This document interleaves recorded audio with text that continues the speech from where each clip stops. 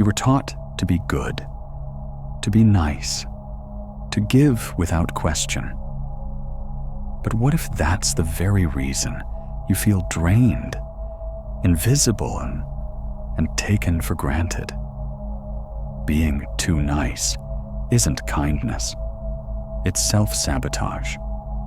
From the time you were a child, you were told that being good meant being obedient. You were rewarded when you stayed quiet, when you followed the rules, when you smiled, even if you didn't feel like it. You learned that a good boy or a good girl was someone who said yes quickly, who didn't cause trouble, who pleased others before thinking of themselves.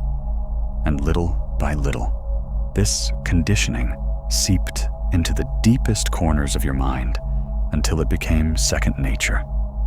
You stopped asking what you really wanted and started asking what would make others happy. You stopped showing anger or sadness because those emotions were labeled as bad.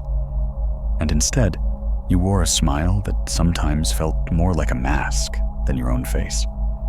Schools reinforced it, families reinforced it, society reinforced it.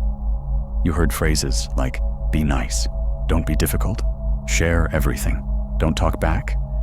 And you believed them because every time you obeyed, you were praised. Every time you complied, you felt accepted. And in those moments of reward, your young mind made a powerful association. To be loved, you must be agreeable. To belong, you must never cause conflict. To be safe, you must always please. The truth is, this training was not just about manners. It shaped your very identity. It convinced you that kindness meant erasing yourself, that being good meant being invisible. And now, as an adult, you carry this programming without even realizing it. You say yes to favors you don't want to do. You apologize when you've done nothing wrong. You bend until you nearly break, because deep down, you fear that one single no could make someone turn their back on you. And here is where the illusion takes hold. You were led to believe that good people finish first, that generosity is always rewarded, that patience always pays off. But look at your own life. Has that really been true? Or have you found yourself drained, ignored, and overlooked precisely because you were the one who always tried to do the right thing? Society celebrates kindness on the surface, but in practice, it often preys on it. People respect those who stand their ground more than those who never resist. People value what they must earn, not what is endlessly given. Yet here you are, still holding on to the hope that your constant niceness will finally bring you recognition, that your patience will eventually be seen as virtue. And when it doesn't happen, when you are passed over, dismissed, or even taken advantage of, you don't question the myth. You blame yourself. You think maybe you weren't kind enough. Maybe you should have done more. Maybe if you give just a little bit extra, finally someone will notice your worth. But this is the cruelest part of the illusion. The more you give, the more invisible you become. Carl Jung once wrote, "The persona is that which in reality one is not, but which oneself as well as others think one is." This mask of constant kindness, this identity of being endlessly available, is not the real you. It is the version of you that was rewarded, shaped, and applauded by others.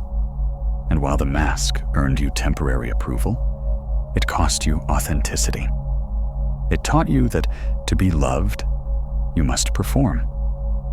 That to be safe, you must never upset anyone.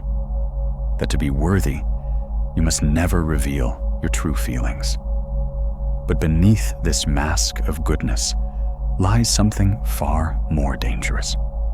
Because when you live only through the mask, you slowly abandon yourself. You silence your needs. you erase your desires, and you teach others that your presence is endless, that your energy is free, that your kindness has no cost. But in truth, there is always a cost. And the longer you hide behind this illusion, the heavier the debt becomes. The world will not stop taking from you until you finally learn that kindness without boundaries is not virtue, but self-betrayal. You have been taught to believe that being available is a sign of love, that answering quickly means you care, that showing up at every request proves your loyalty. But the reality is darker. The more available you are, the less value you hold in the eyes of others. Because what is always within reach is taken for granted. What is always predictable becomes a tool. Think about it. How many times have you answered a message even when you were exhausted? How many times have you said yes to a favor that drained you just because you didn't want to appear rude? How many times have you rushed to fix someone else's problem while quietly ignoring your own? At first, they thank you. At first, they call you dependable. But over time, your availability becomes expected. It is no longer seen as generosity. It is treated as obligation. You have become the emotional emergency button they press whenever they need comfort, distraction, or validation. And like a machine, you deliver on command. But when they don't need you, they put you back on the shelf, waiting until the next crisis. You think this means you are being loved. You think this means you are being appreciated. But in truth, you are being used as a function, not seen as a person. And here is the hidden trap. You have mistaken being available for being valuable. Yet the two are not the same. True value comes from choice, from selectivity, from boundaries. But when you are endlessly available, you erase the very thing that makes your presence meaningful: scarcity. When something is scarce, it is treasured. When something is abundant, it is overlooked. And this applies not only to things, but also to people. The more you are always there, the more invisible you become. And the people who rely on your constant kindness will never admit this to you, because admitting it would mean losing the endless supply of your energy. They will disguise their dependence as affection. They will say, "You're such a good friend. You're always here for me." But notice what happens when you shift. Notice what happens when you take longer to reply, when you say no, when you choose silence instead of explanation. Suddenly, the gratitude turns into irritation. The affection turns into accusation. You are told you've changed, that you are cold, that you are selfish. But is that really true? Or is it simply that your unavailability reveals their dependence? This is the trap of emotional availability. The more you give, the less you are respected. The more you show up, the less they feel the need to earn you. And so, you live in a cycle of giving everything away, only to feel emptier each time. And while you continue to believe that your presence is proof of your worth, the truth is the opposite. Your worth is being eroded by the very habit you think is keeping you safe. And so I ask you now, who truly deserves your time, your energy, your attention? And who only deserves your absence? Because absence reveals truth in a way that presence never can. When you step back, when you stop being immediately reachable, the people around you show their real intentions. Those who value you will respect the distance. Those who only valued your function will resent it. And this moment of clarity can feel painful, even isolating. But it is also liberating. For the first time, You see who was truly with you and who was only with the benefits you provided. And that knowledge changes everything. At the heart of being too nice lies a truth that few dare to face. Most of the time, it is not kindness, but fear. You are not saying yes because you always want to. You are saying yes because you are afraid of what will happen if you say no. Afraid of rejection. Afraid of being disliked. Afraid of being abandoned. And so, you trade your authenticity for safety. This is where self-sabotage begins, quietly and invisibly, until it becomes the pattern that shapes your entire life. Every time you give an answer, you don't mean, you betray yourself. Every time you apologize when you have done nothing wrong, you chip away at your own dignity. Every time you keep quiet to avoid conflict, you teach others that your voice can be ignored. And slowly, piece by piece, you lose the very center of who you are. Carl Jung called this energy we spend in our daily interactions psychic energy. He believed that our mind is like a system that requires balance, that every thought, every emotion, every action consumes a portion of our inner strength. Now think about how much of that strength you give away without even noticing. When you rush to explain yourself to someone who never truly listens, you are spending energy. When you react defensively to a criticism that didn't deserve your attention, you are spending energy. When you bend over backwards to maintain a connection that is already draining you, you are pouring out the very essence of your life force. And here is the danger. The more you drain yourself, the more vulnerable you become. Exhaustion does not only weaken the body, it weakens the spirit. When you are tired, you are easier to manipulate. When you are empty, you become desperate for validation. And people, whether consciously or not, can sense this. They notice that you do not guard your boundaries. They notice that you react to every word, every look, every disappointment, and they begin to use it. Not always with malicious intent, but with human instinct. People take what is available. And when your energy is always available, it will always be taken.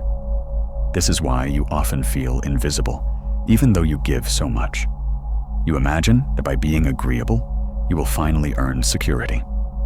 But in reality, the more you abandon yourself, the less others respect you. You teach them, through your actions, that your needs do not matter, that your voice is optional, that your boundaries are negotiable. And once that lesson is learned, it is very difficult to undo. The cruelest part is that you don't even realize this is self-sabotage. You think you are protecting yourself. You think you are buying peace. But what you are really buying is a slow erosion of your soul. You are draining your energy into empty wells, into people who take without giving, into battles that don't deserve to be fought. And the tragedy is this: when your energy is gone, you have nothing left for yourself. And that emptiness becomes a magnet for the very people who benefit from your weakness. They sense the cracks in your armor, the exhaustion in your spirit, and they lean on you harder. Not because they value you, but because you are easy to lean on. And this cycle feeds on itself. The more you give, the weaker you become. The weaker you become, the more you are taken advantage of. And the more you are taken advantage of, the more you believe you must give. This is the endless loop of self-sabotage, disguised as kindness. Jung once warned that what you resist not only persists, but grows stronger. And by resisting your own boundaries, by denying your own needs, you make the illusion of niceness into a prison. The walls look soft, but they hold you tightly. And the longer you remain inside, the harder it is to escape. But here is the truth you must face. If you do not learn to guard your own energy, someone else will use it against you. And when that happens, the cost is not just your strength, it is your freedom. Manipulators rarely reveal themselves with open hostility. They do not need to shout, threaten, or force their way into your life. All they need is your good intentions. They rely on your desire to help, your fear of rejection, your eagerness to please. And with these tools, they can control you without ever raising their voice. Think about the friend who only reaches out when they are in crisis, the partner who always expects you to fix the problem, the coworker who subtly guilt trips you into doing their share of the work. On the surface, it may not look like manipulation. It looks like you being nice, like you being supportive, like you being dependable. But underneath, a pattern forms. They know that if they press the right button, you will respond. If they act disappointed, you will rush to reassure. If they appear upset, you will scramble to fix it. They don't need to dominate you. They only need you to keep reacting. This is how good intentions are turned into a leash. Carl Jung described projection as the mechanism by which people cast onto others what they cannot face within themselves. And manipulators thrive on projection. They make you carry their burdens. They turn their guilt into your responsibility, their frustration into your obligation, their emptiness into your duty to fill. And because you want to be good, because you want to be loved, you accept these projections without questioning them. You convince yourself that helping them is kindness. You tell yourself that patience is virtue. But in reality, you are being drained piece by piece. And the more you give, the more they expect. This is not an accident. Manipulators quickly learn who is most responsive to guilt, who fears rejection the most, who will sacrifice their own peace to avoid conflict. And once they find that person, they hold on tightly. Every time you respond without hesitation, you confirm their belief that they can count on your energy. Every time you apologize for their mistake, you show them you are willing to take responsibility for what is not yours. And so the trap deepens. It is not always obvious, because it does not come with grand gestures of cruelty.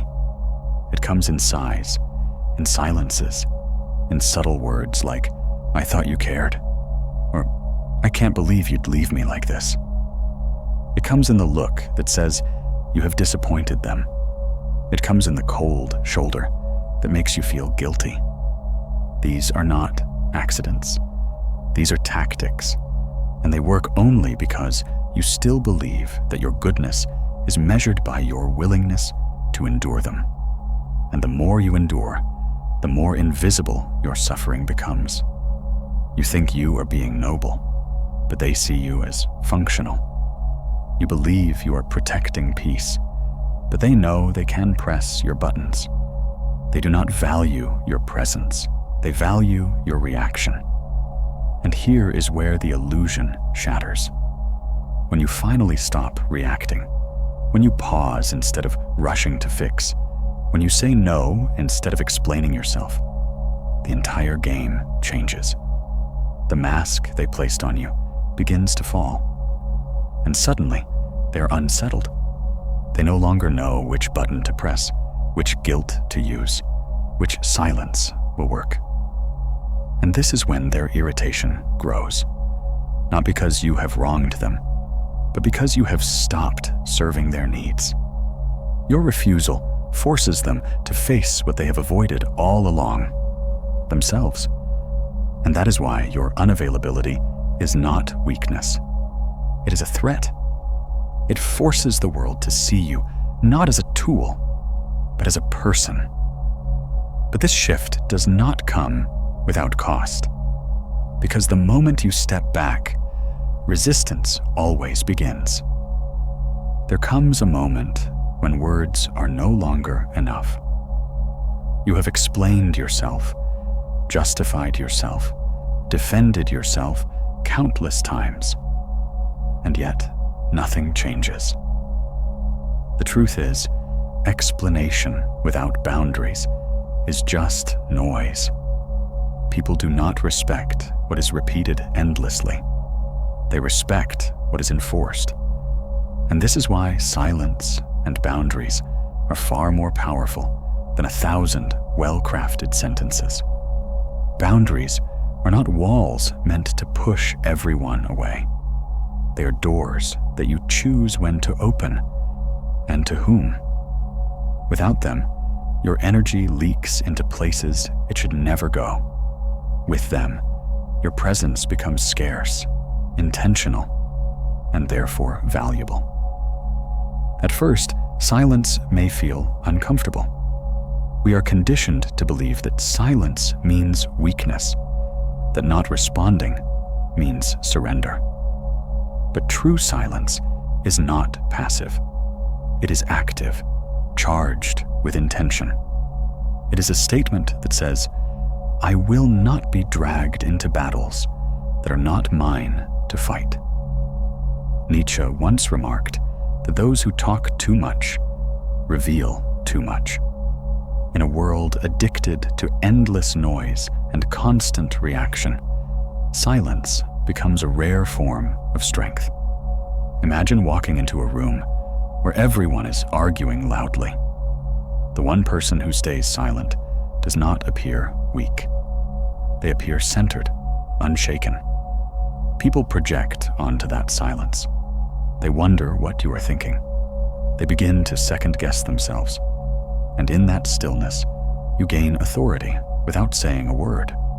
But boundaries and silence do more than change how others perceive you. They change how you perceive yourself.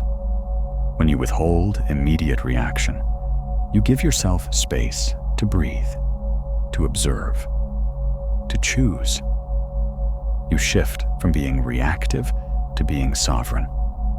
Instead of handing over your energy at the first sign of conflict, you decide when and how to use it. This is not coldness. This is control. The kind of control that comes not from suppressing your feelings, but from mastering them. At first, people may not like your silence. They may accuse you of being distant, selfish, or arrogant. But pay attention. These accusations rarely come from those who truly value you. They come from those who thrived on your availability, the ones who only appreciated your words when they were easy to use against you. And when those words are no longer available, they're forced to face the emptiness of their own noise. Boundaries expose truths. Silence reveals dynamics. You begin to see clearly who respects your space and who resents it. And though this may sting, it is also liberation. Because every no you give, every pause you create, every silence you choose, it all reclaims a piece of your energy that was once freely handed out. And slowly, piece by piece, you begin to rebuild yourself. Because silence is not emptiness. It is sovereignty. It is the language of someone who no longer needs to justify their worth. And boundaries are not rejection. They are self-respect drawn in clear lines. Together, they transform how you move through the world. You stop being a predictable responder and become an unpredictable presence. You stop being an emotional tool and become a force of stability. And while some will resist this change, the truth is simple. Boundaries and silence are not signs of distance. They're signs that you have finally returned to yourself. When you first begin to set boundaries, the world around you changes in ways you did not expect. You thought people would respect your growth. You thought they would admire your courage. But instead, Many respond with resistance, irritation, even subtle attacks. Because when you finally say no, when you finally protect your energy, you disrupt the balance they had grown comfortable with. And their comfort often depended on your sacrifice. Suddenly, you are told you've changed. You are accused of being selfish, cold, distant. Yet deep down, you know the truth. What changed was not your heart, but your willingness to be drained. This is the first stage of choosing yourself, the guilt. The voice in your mind whispers, maybe they're right. Maybe I am being too harsh. Maybe I should go back to being available. But guilt is not proof of wrongdoing. Guilt is a symptom of breaking old conditioning. Since childhood, you were trained to place others first. You were rewarded for obedience, for being quiet, for keeping the peace at any cost. So of course, when you finally defy that training, it feels uncomfortable. It feels wrong. Yet this discomfort is the price of reclaiming your life. Carl Jung once described individuation, the process of becoming who you truly are, as a journey that requires separation from the collective. And this separation is never easy. It is often lonely. When you stop living as the mask, when you stop being the agreeable version of yourself, people who only knew the mask struggle to recognize you. Some drift away. Some criticize you. Some even attempt to provoke you, desperate to pull you back into the role that once served them. And in those moments, loneliness enters. It is not the loneliness of abandonment, but the loneliness of transformation. You are stepping away from the comfort of being liked by everyone into the deeper truth of being authentic for the first time. And authenticity often means walking alone. But this solitude is not punishment. It is sacred isolation, the quiet space where you begin to hear your own voice again. At first, it feels heavy, even unbearable. But slowly, it becomes the soil where strength begins to grow. Because the more you endure this loneliness, the less you fear it. And once you stop fearing it, you stop being controlled by it. Choosing yourself means accepting that not everyone will applaud your decision. It means losing some people, some relationships, even some opportunities. But what you gain is far greater: self-respect. You can finally look at yourself without shame, without resentment, without that quiet exhaustion of constant self-betrayal. And though the path feels isolating, it is also liberating. Because the loneliness you feel in these moments is not a sign that you are broken. It is a sign that you are rebuilding. It is the silence that comes after noise, the stillness that follows chaos. And while others may misinterpret your distance as rejection, you begin to see it differently. You realize that solitude is not the absence of love, but the presence of clarity. It is the space where you learn to stand on your own feet, no longer begging for approval, no longer betraying yourself to belong. When you finally step beyond the guilt, beyond the accusations, beyond the loneliness of setting boundaries, something remarkable begins to happen. For the first time in your life, you no longer feel like you are living on borrowed energy. You are no longer shaped entirely by the expectations of others. You are shaping yourself. This is the beginning of inner freedom. Freedom is not the absence of responsibility, nor is it the absence of pain. Freedom is the ability to choose what is worth your energy and what is not. It is the clarity that comes from no longer fighting every battle, no longer explaining every choice, no longer trying to be everything for everyone. And it is in this clarity that you discover a kind of peace that was always hidden beneath the noise. This peace is not loud. It does not announce itself. It is quiet, subtle, and deeply empowering. It is knowing that you can say no without fear, that you can walk away without guilt, that you can remain silent and still hold all of your dignity. When you reach this stage, your life transforms in ways that feel almost unrecognizable. Relationships shift. Some fade away, but the ones that remain become stronger, more authentic, because they are built not on your compliance, but on mutual respect. Your energy, once scattered and drained, becomes focused and powerful. You begin to notice that your presence has weight, not because you demand it, but because you no longer give it away so cheaply. And in this shift, you stop living as a reactor and start living as a creator.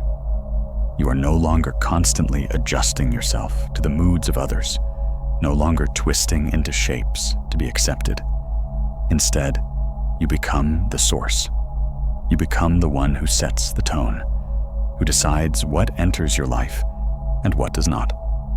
And this is what Carl Jung called individuation, the process of becoming whole. It is not about perfection. It is about integration. You are no longer hiding your flaws or suppressing your wounds. You are embracing them, acknowledging them, and in doing so, you take away their power to control you. Because true freedom does not come from denying the darkness. It comes from making it conscious. And once you do, you realize that the parts of yourself you once feared most are the very pieces that complete you. This rebirth is not the end. It is the beginning. Because once you taste the strength of choosing yourself, a deeper question arises. What hidden forces have been controlling you all along? Jung warned us that until you make the unconscious conscious, it will direct your life, and you will call it fate.